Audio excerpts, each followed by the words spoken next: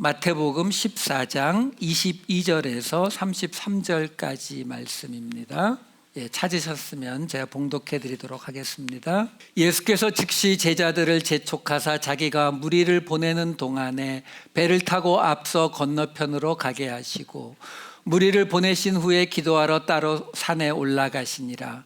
저물매 거기 혼자 계시더니 배가 이미 육지에서 술이나 떠나서 바람이 거스름으로 물결로 말미암아 고난을 당하더라.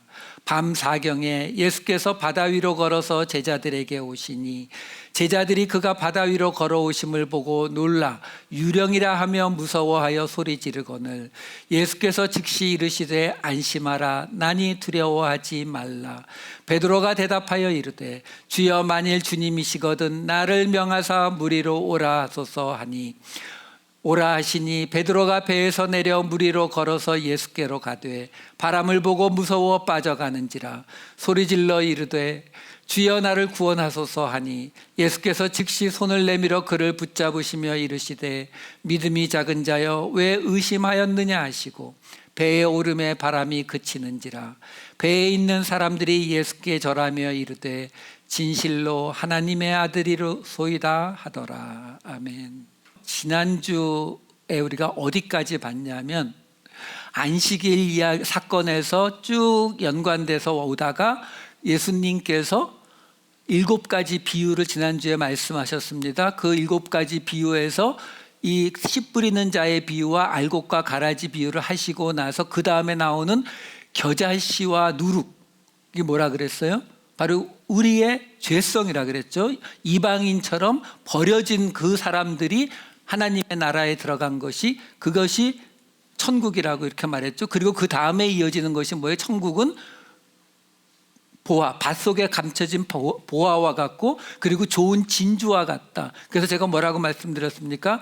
그 말씀이 우리에게 말해주는 것은 예수 그리스도의 제자는 그 전에 나왔던 것처럼 하나님의 뜻대로 행하는 자가 예수님의 형제요 자매인데 그 제자는 어떤 사람이라고요? 자기에게서 자기는 겨자씨처럼 누룩처럼 그 하나님의 천국에 들어갈 수 없는 존재라는 고백이 있는데 그 고백이 나왔을 때에 하나님께서는 그 제자들을 보화로 좋은 진주로 받아주시는 것, 이 개념이라고 말씀드렸습니다. 자, 그 제자의 개념을 이제는 또 비유로 말씀하셨으니까 그것을 쉽게 말하면은 이제는 현실에서 드라마로 보여주시는 장면이 바로 그 뒤에 이어지는 13장 뒷부분, 13장 53절부터 이어지는 이 17장까지 이어지는 이야기예요. 그 이야기가 전체로 무슨 이야기를 하고 있느냐? 바로 예수님을 어떻게 믿는 자가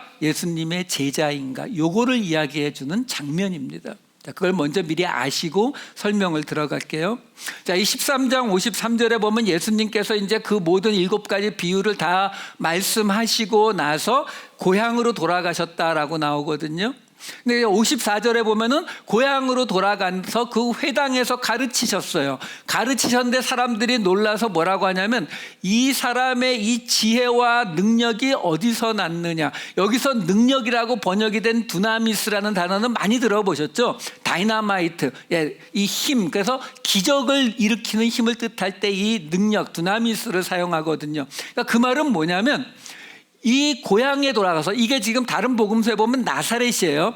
나사렛 고향에 돌아가서 예수님이 말씀만 가르치신 것이 아니라 분명히 어떤 기적도 행하신 거예요. 그러니까 지금 이 지혜와 이 능력이 어디에서 났느냐, 이제 이렇게 사람들이 말하는 거거든요. 그러면 그 다음에 55절부터 어떤 이야기가 나오냐면, 근데 그 지혜와 능력에 놀래면서도 사람들이 뭐라고 하냐면 근데 저 목수네 집 아들 아냐? 그 어머니도 알고 형제들도 우리가 다 아는데 우리하고 같이 있는데 하면서 뭐라고, 결론이 뭐예요? 예수를 배척한지라.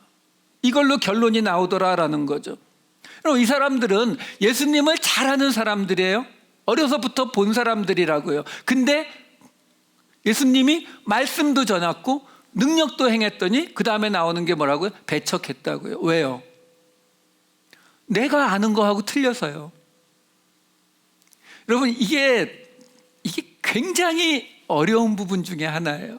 뭐가 어렵다는 얘기냐면은 사람이요, 차라리 우리가 전도를 해봐도 그래요. 전도를 해봐도 예수를 아예 모르는 사람을 전도하는 게 차라리 쉽습니다. 이 어설프게 알고 아시잖아요. 가장 그 힘든 사람이 책 한 권 읽은 분, 그렇죠? 차라리 많이 읽든지 아예 안 읽든지 하면 괜찮은데, 사람은요 자기 생각하고 다른 것을 받아들이는 거에 그리 익숙하지 않아요.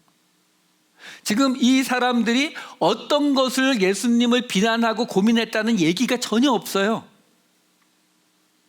그냥 자기들이 알고 있는 예수가 아니기 때문에 그냥 배척하는 거예요.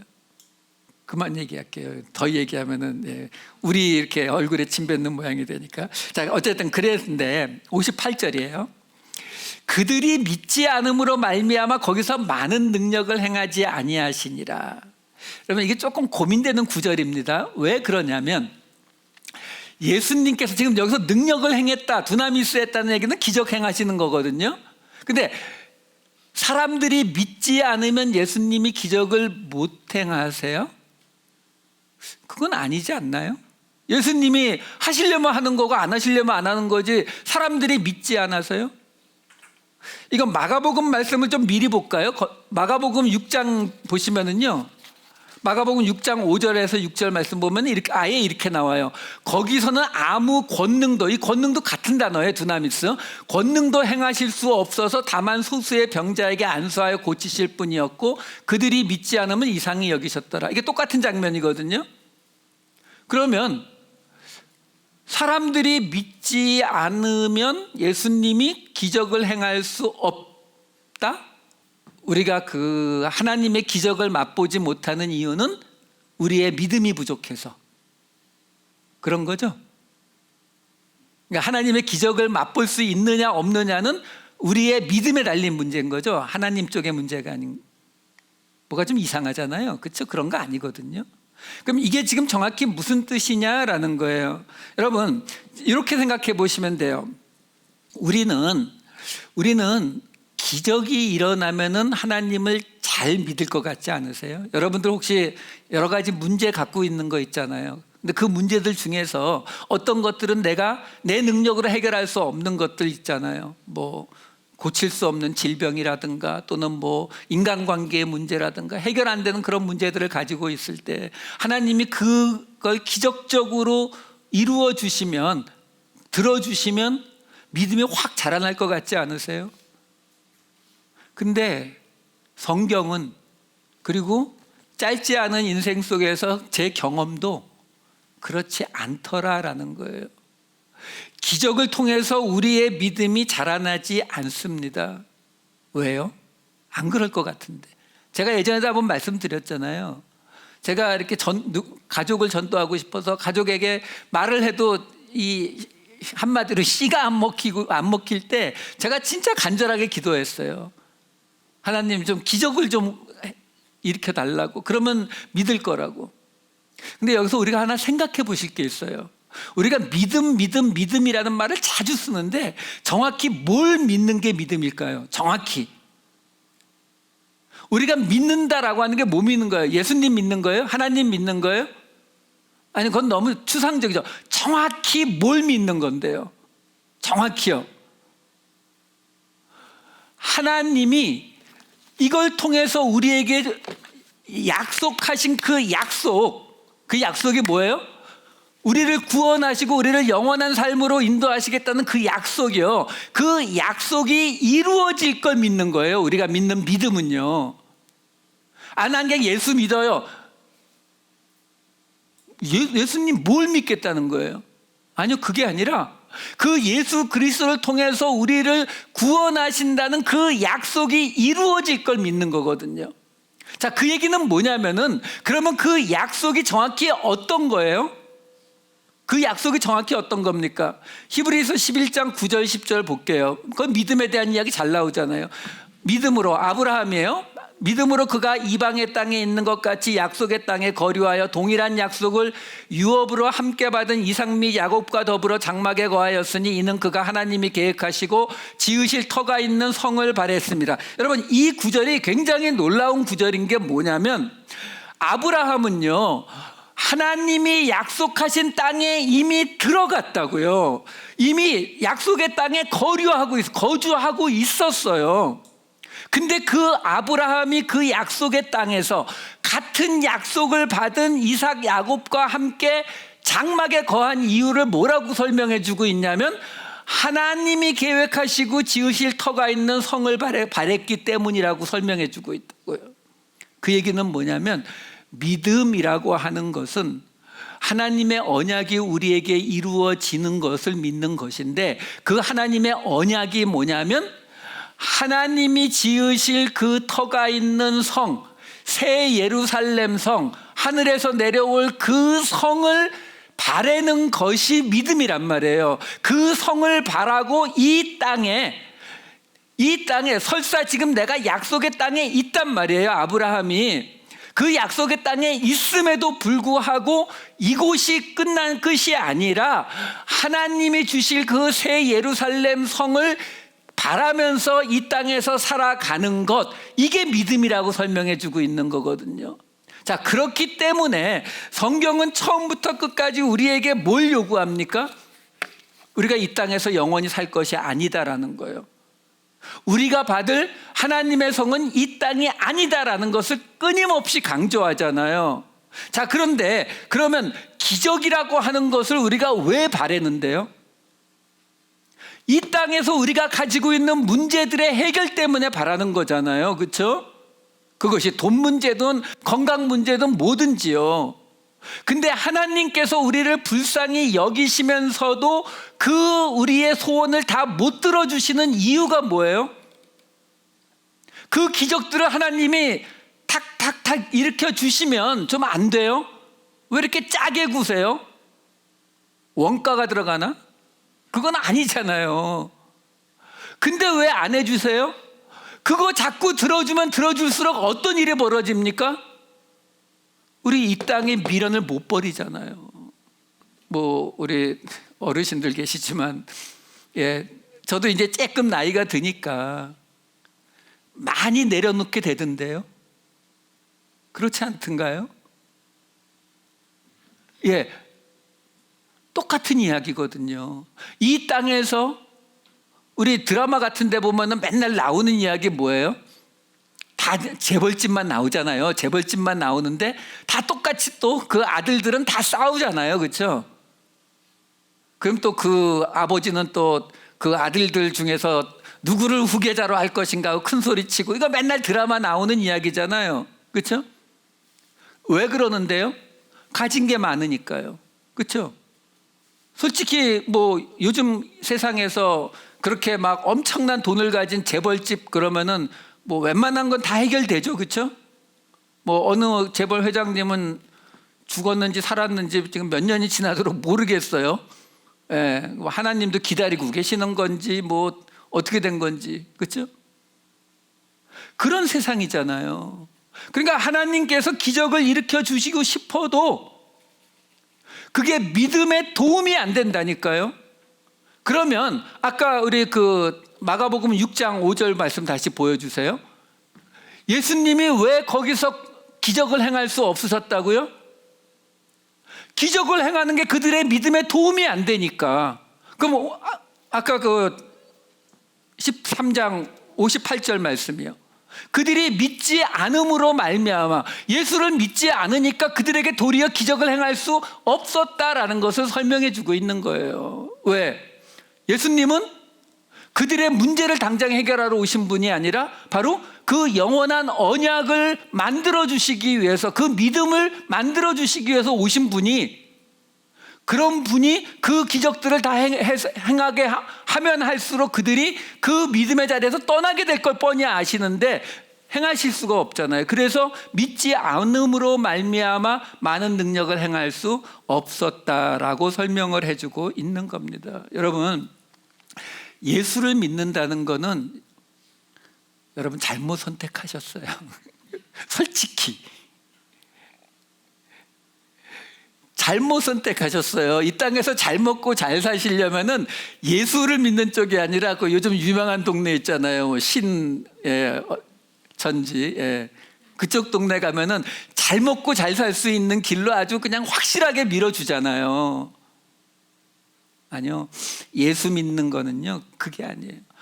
어쩔 수 없이 예수 믿는 사람들은요 안 믿는 사람들에 비해서 더 많은 고난을 지나갈 수밖에 없어요. 고난이 없어도 그 고난을 사서 만들어 갈 수밖에 없다고요. 왜? 하나님이 끊임없이 우리로 이 땅의 미련을 끊어버리도록 하시기 때문에. 근데 우리가 그걸 놔요? 안 놔요. 안 놓으니까 때려서 결국 이건 놓을 때까지 가시니까 우리한테 힘들 수밖에 없는 거라고요. 지금 그 얘기를 하고 계시는 거예요. 그래서 예수님을 배척하더라라는 거예요. 근데 한 가지만 말씀드릴게요. 이렇게 말하면 또 오해하시는 분들이 있어요. 아, 그러면은 우리는 이 세상에서는 하나님한테 기적도 바라지 말고 기도도 하면 안 되는구나. 아니에요. 당연히 해야죠. 왜요? 하나님이 지금 내가 만난 이 문제를 내 믿음의 플러스 요인으로 쓰실지 마이너스 요인이기 때문에 안 들어주실지를 모른단 말이에요. 어떤 일들은 그 일을 통해서 믿음의 플러스 요인, 기적을 행하심으로 믿음의 플러스 요인이 될 수 있거든요. 아시잖아요. 제가 왜 갑자기 직장 때려치고 목사가 됐는지. 그 얘기거든요. 그러니까 기도하세요. 문제가 있으면 당연히 아버지한테 기도해야죠. 도와달라고 하시고 기적을 일으켜달라고 하세요. 마지막에 딱 한 구절만 덧붙이시면 돼요. 우리가 주기도문 사도신경은 죽어라 외워도 요 한 구절은 죽어라 안 쓰잖아요. 내 뜻대로 마옵시고 아버지의 뜻대로 하옵소서. 근데 심각하게 기도할 때 이 말 붙이려고 하면요 진짜 안 들어주실 것 같아서 잘 못 붙이겠어요. 그게 우리 본 모습이잖아요. 근데 그 말 하나 붙이시면 돼요. 그러면 그것이 들어지게 되면 그것이 내 믿음에 하나님의 응답으로 오는 것이고, 안 들어지게 되면 이걸 통해서 지금 하나님이 나에게 이 땅에 하나씩 내려놓는 것을 훈련시키는구나, 이렇게 받아들이시면 되거든요. 14장에는 세례 요한이 죽는 사건에 대해서 1절부터 12절까지 길게 나와 있습니다. 근데 그 세례 요한이 죽는 사건은요 왜 여기 갑자기 들어왔느냐라는 것만 알고 계시면 돼요. 무슨 이야기냐면 세례 요한이 왜 왔습니까? 예수님의 길을 준비하러요. 그렇죠? 그러면 그 어떤 예수님의 길을요? 메시아이신 예수님이 오시는 길을 준비하러 세례 요한이 온 거잖아요. 근데 지금 세례 요한이 여기서 죽네요. 그 얘기는 뭐예요? 세례 요한이 준비하는 그 길이, 그 준비가 끝났다. 그러면 그 다음에 이어지는 이야기는 뭐가 나올까요? 이제 세례 요한이 준비하는 이야기가 아닌 그 비욘드, 그 너머의 이야기가 등장을 하는 거예요. 그 너머에 나오는 이야기가 이제 5,000명을 먹이신 오병이어의 사건과 예수님이 바다 위를 걸으신 사건이 여기에 이어져서 나온다라는 거예요. 그러면 오병이어의 사건과 예수님이 바다 위를 걸어오신 이 두 개의 사건은 마태, 마가, 요한복음에 다 세트로 나오는 사건이에요. 그러면 우리가 그냥 쉽게 이 두 개는 함께 엮여져 있는 사건이다라는 것은 아주 우리가 쉽게 짐작할 수 있습니다. 자, 그러면 이 오병이어의 사건과 예수님이 바다를 걸으신 이 두 개의 사건은 어떤 걸로 엮여져 있는 사건이냐? 바로 모세죠. 바로 모세의 이야기예요. 모세가 광야에서 만나를 주었던 것처럼 이 오병이어는 마태, 마가, 누가복음의 모조리 다 한글 번역에는 빈들이라고도 나오고 한적한 곳 이렇게 나오는데 헬라어로는 다 같은 에레모스예요. 광야. 다 광야라고 나오거든요. 근데 이 일이 벌어진 곳이 광야가 아닙니다. 갈릴리 호숫가에서 지금 계속 벌어지고 있는 일인데 광야라고 표현해주고 있는 거예요. 틀린 게 아니라 이 복음서의 의도가 지금 이 오병이어의 사건은 광야에서 만나를 먹은 그 사건을 지금 말해주고 있다는 걸 말해주기 위해서 그렇게 적어놓는 거거든요. 자, 그러면 오병이어 사건은 그렇다 치고 그 다음에 나오는 바다 위를 걸으신 사건은 이게 왜 모세와 연관되는 사건이냐? 이 오병이어 사건과 바다 위를 걸으신 사건이 마가복음에도 똑같이 나오는데, 그 마가복음의 바다 위를 걸으신 사건의 맨 끝에 이런 구절이 붙어 있어요. 마가복음 6장 51절 52절. 배에 올라 그들에게 가시니 바람이 그치는지라 제자들이 마음에 심히 놀라니 이는 그들이 그 떡 떼시던 일을 깨닫지 못하고 도리어 그 마음이 둔하여졌음이러라. 무슨 말이에요? 오병이어 사건 때 떡을 뗐단 말이에요, 서로. 그리고 곧장 이어서 이제 예수님이 바다 위로 폭풍 속에서 걸어오셔가지고 바다를 잔잔하게 하셨다는 거죠. 그러니까 제자들이 너무 놀랬어요. 근데 지금 마가복음은 그걸 뭐라고 말하고 있냐면, 이는 그들이 떡 떼시던 일을 깨닫지 못하고 마음이 둔해졌기 때문에 놀라고 있는 거야 라고 말하는 거죠. 그 얘기는 뭐냐면, 예수님이 바다 위를 걸어오신 이 사건이 떡 떼시는 일, 오병이어의 일과 같은 일이다라고 말해주고 있는 거거든요.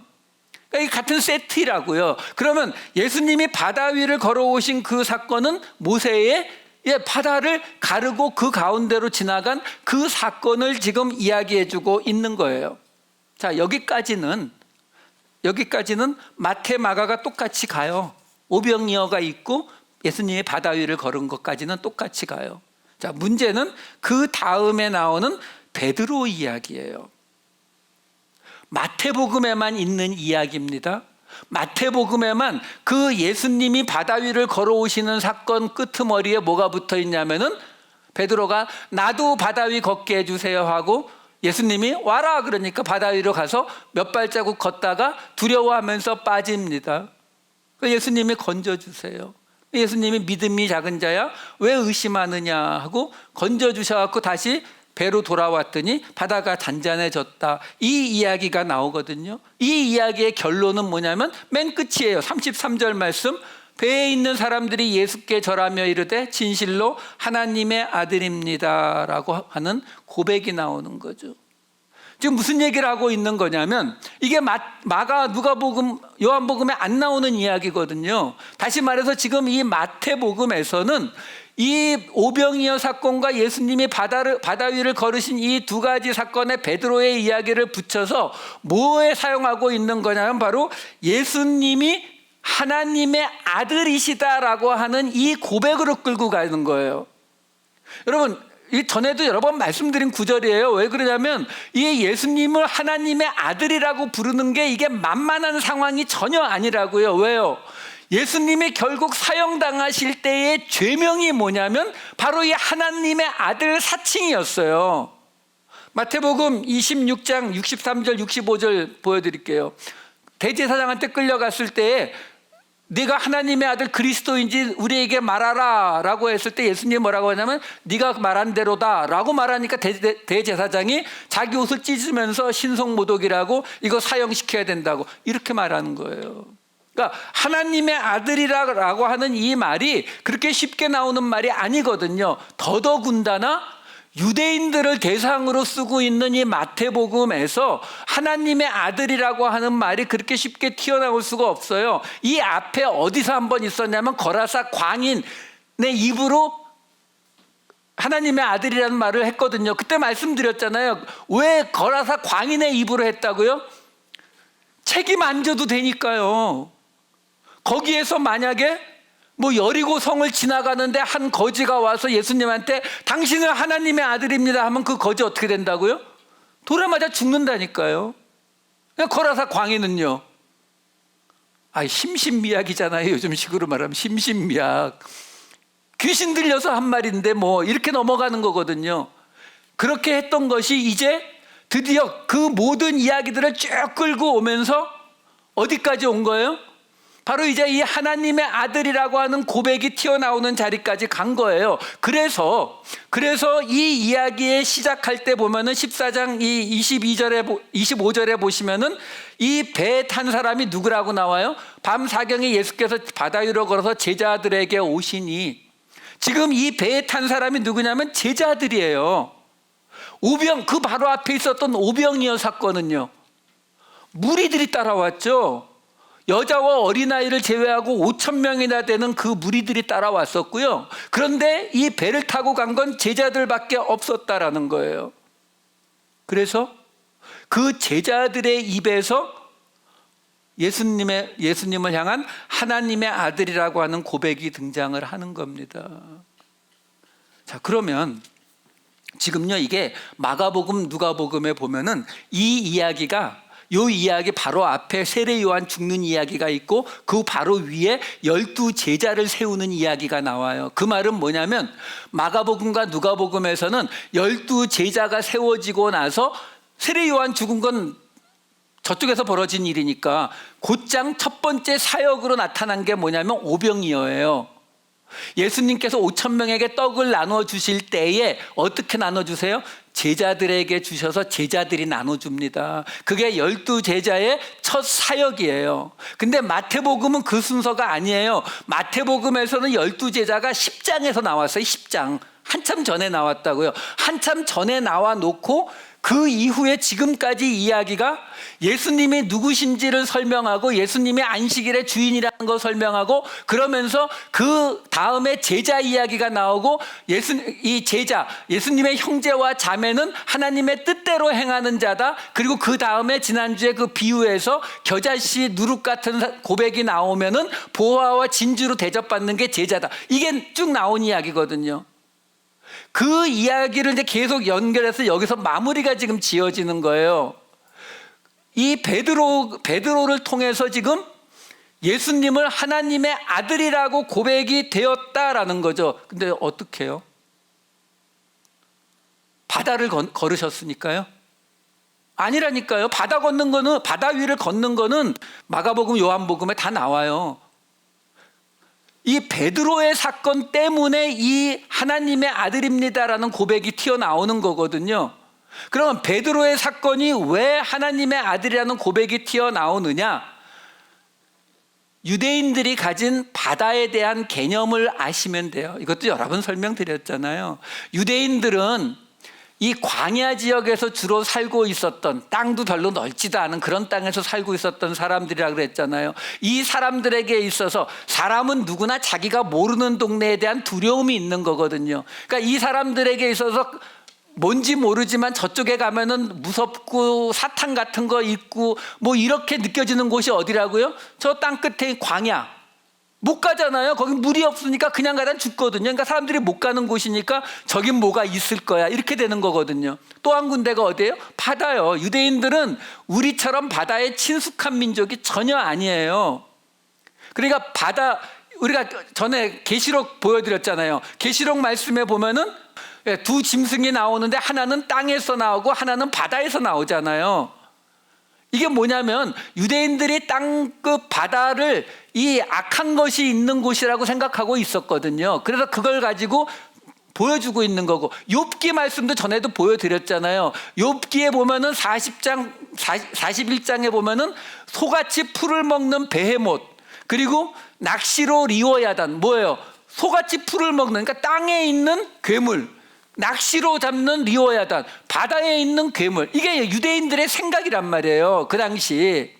그러니까 성경이 그 유대인들의 생각과 풍습을 가지고 지금 이 하나님의 말씀을 설명해 주고 있는 거니까. 자, 그러면 예수님이 바다 위를 걷는다, 모세가 바다를 갈랐다, 이게 무슨 의미예요? 바다가 바로 그 사탄이 있는 곳이고 악한 장소다라고 생각하시면 간단한 거예요. 모세는 그 사탄이 있는 곳을 쪼개버린 거고, 그리고 예수님은 그 사탄이 있는 곳을, 그 위를 걸어가시는, 다시 말해서 다스리고 계시는, 지배하고 계시는 걸 보여주는 모습이란 말이에요.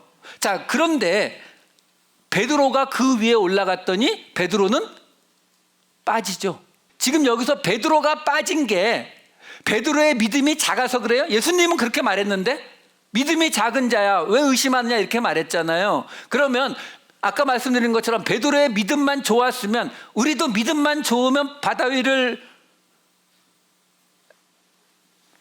나중에 하시고서 뭐 저한테 컴플레인 하지 마세요. 100% 빠집니다. 근데 그 얘기가 아니거든요. 분명히 예수님의 능력으로 바다 위를 걷는 거지 베드로의 능력 아니잖아요. 그럼 베드로의 믿음이 크든 작든 아무 상관없는 얘기잖아요. 그 얘기는 뭐냐면 예수님이 믿음이 작은 자여 왜 의심하느냐, 그 말은요, 그 바다에 빠지고 안 빠지고를 말하고 있는 게 아니에요. 무슨 말이냐면 바다가 상징하는 게 악한 곳이라니까요. 죽음이 있고 사탄이 있는 곳이라고요. 근데 예수님은 안 빠지죠. 왜? 죄가 없으니까. 베드로는요, 빠진다니까요. 죄가 있으니까. 그러면 빠진 이유가 뭐예요?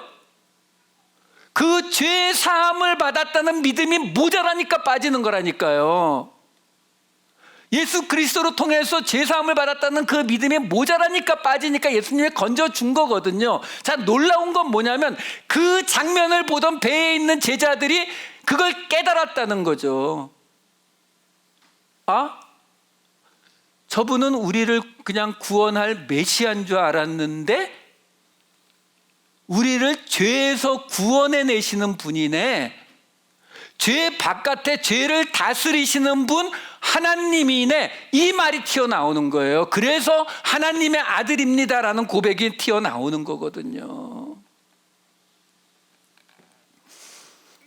하나만 더 설명할게요. 그래서요, 이 마태복음을 보면은 그 다음에 16장에 가면은 16장 16절에 여러분들이 잘 아시는 뭐가 나와요? 시몬 베드로가 이르되 주는 그리스도시요 살아계신 하나님의 아들입니다. 이것도 마가 누가복음에 다 나오는데 거기는 하나님의 아들이 없단 말이에요. 근데 베드로가 이 이야기를 하잖아요. 왜? 바로 이 사건이 있었기 때문에 베드로가 하나님의 아들이라는 고백을 할 수 있었던 거고요. 17장에 가면 변화산 사건이 나오잖아요. 그 변화산에서 어떤 일이 벌어졌다고요? 17장 2절 3절 보여주세요. 그들 앞에서 변형돼서 그 얼굴이 해같이 빛나며 옷이 빛과 같이 휘어졌더라. 그때의 모세와 엘리야가 예수와 더불어 말하는 것이 그들에게 보이거든. 이 장면을 많은 분들이 착각하세요. 어떤 착각을 하냐면 그 빛나는 속에 모세와 엘리야와 예수님이 셋이서 이렇게 해갖고 어깨동무라도 하고 아니면 뭐 이런 것라도 하고 뭐 이런 장면으로 생각하시는데 아니요. 여기서 지금 모세와 엘리야는 어떤 옷 입었어요? 모습이 어땠어요? 아무 말 없잖아요. 예수님에 대해서만 얘기하죠. 근데 마가복음과 누가복음에 보면은요, 이 사건에서 뭐가 빠지냐면은 옷이 빛과 같이 또는 옷이 너무나 이 세상 것 같지 않게 하얘졌다는 말은 하는데 얼굴이 해같이 빛난다는 말이 없어요. 이 마태복음에만 이 구절이 들어가 있거든요. 왜? 얼굴이 해같이 빛난다라는 말은 모세가 출애굽기에서 하나님 만나고 돌아왔을 때 얼굴에서 빛나는 거하고 틀려요. 왜? 그거는 그냥 얼굴에서 빛이 나는 거예요. 왜? 하나님으로부터 받은 빛이 반사되고 있는 거니까. 출애굽기 읽어드릴게요. 출애굽기 34장 29절. 여호와와 말하였으므로 말미암아 얼굴 피부에 광채가 나나 이렇게 나오잖아요. 근데 성경에는 특히 시편에는 굉장히 여러 곳에 하나님의 얼굴이 해같이 광채가 난다는 구절이 굉장히 많이 있습니다. 두 군데만 봐드릴게요. 시편 80편 3절. 하나님이여 우리를 돌이키시고 주의 얼굴빛을 비추사 우리가 구원을 얻게 하소서. 계시록 1장 16절. 그 얼굴은 해가 힘있게 비치는 것 같더라. 그러니까 마태는 지금 그 변화산 사건, 아까 17장 2절 3절 다시 보여주세요. 그 변화산 사건까지 이어지면서 예수님이 누구시라고요? 하나님이다라는 말을 말로는 못하죠. 왜? 그랬다가는 모든 유대인들과 전면 전쟁을 벌여야 될 테니까. 그러니까 이렇게 이 안에 간접적으로 계속 이야기해 주고 있는 거예요. 예수님이 하나님의 아들이다. 그래서 이 변화산 사건에서 그 다음에 5절에 가면 뭐가 나와요? 이는 내 사랑하는 아들이요 하는 그 말이 나오는 거예요. 자, 결국 이야기를 정리해 보면 오늘의 이야기는 지금 세 가지 종류의 사람들을 순서대로 이야기해 주고 있어요. 첫 번째는 어떤 사람들입니까? 바로 예수님을 내 방식으로 알고 있었던 사람들이요. 예수님을 목수의 아들로 알고 있었던 사람들이요. 내 방식하고 틀리면 못 받아들이는 사람들이요. 또 한 사람들이 있었죠. 어떤 사람들이요? 오병이어에 따라왔던 사람들이요. 5,000명이나 되는 그 사람들이요. 그 사람들은 예수님을 어떻게 믿었죠? 내 문제를 해결해주는 해결사 메시아로요. 근데 지금 오늘 이 이야기의 끝에 나오는 예수님의 제자들은 어떤 예수님을 믿었습니까? 하나님의 아들이신 예수님을 믿었다라는 거예요. 그러면 하나님의 아들이신 예수님을 믿는다는 게 정확히 뭘 믿는 거예요? 하나님의 아들이신 예수님을 믿는다라고 하는 것은 정확히 뭘 믿는 거냐고요. 지금 목수의 아들인 예수를 믿는다라고 하는 건 어떤 거에 해당될 것 같으세요? 내가 알고 있고 내가 하는 방식이 아닌 예수는 존재하지 않아 라고 생각하는 그런 케이스들을 말하는 거예요. 그게 조금만 다르면 배척해버리는 모습, 그게 목수의 아들 예수를 믿는 모습이라면, 오병이어에 따라왔던 그 여자와 어린아이를 제외하고 5,000명이나 되었던 그 사람들 중에 이 배에 탄 사람이 단 한 명의 언급이 없다라는 거죠. 그래서 요한복음에서는 아예 뭐라 그래요? 너희가 나를 따라온 것은 너희의 배가 부른 탓이다라고 말해버리거든요. 다시 말해서 내가 필요한 것을 채워주기 때문에 믿는 예수, 이게 두 번째 예수를 믿는 사람들의 모습이고요. 제대로 예수를 믿는 예수의 제자 된 사람들은 어떤 사람들이라고요? 예수님이 하나님의 아들, 곧 하나님이신 것을 믿는 사람들. 하나님이신 것을 믿는다라는 것은 결국 뭐예요? 그 하나님의 언약이 이루어질 것을 믿는 것이고요. 그 하나님의 아들, 하나님을 통해서 우리가, 예수 그리스도를 통해서 우리가 뭘 받았어요, 여러분? 예수 믿고 뭐 받으셨어요? 예수 믿고 우리가 하나님 앞에 나갈 수 있게 된 거거든요, 여러분. 우리가 하나님의 자녀로 부름받은 거, 그게 예수 믿고 우리가 받은 거예요. 이게 믿어지셔야 돼요. 이거 믿는 게 예수 믿는 거 전부입니다, 사실요. 근데 이게 어떤 패턴으로 믿어지셔야 된다고요? 겨자씨 누룩의 패턴으로 믿어지시면 하나님이 우리를 보화, 진주로 받아주시는 패턴으로 가는 거예요. 그렇지 않고 나는 예수 믿어서, 나는 구원받아서, 나는 하나님께 나가서, 나는 이제 귀한 보화고 나는 사랑받을 존재야 라고 말하면 안 되는 거예요. 그게 아니라 우리는 끝까지 겨자씨고 우리는 끝까지 누룩의 존재인데, 예수님 덕분에, 하나님 아들 덕분에 우리는 하나님께 나갈 수 있게 됐구나. 이게 와닿는 것이 바로 은혜입니다. 믿어지세요? 근데 저는 가끔 안 믿어질 때가 있어요. 가끔요, 어떻게 내가 예수를 믿게 됐지?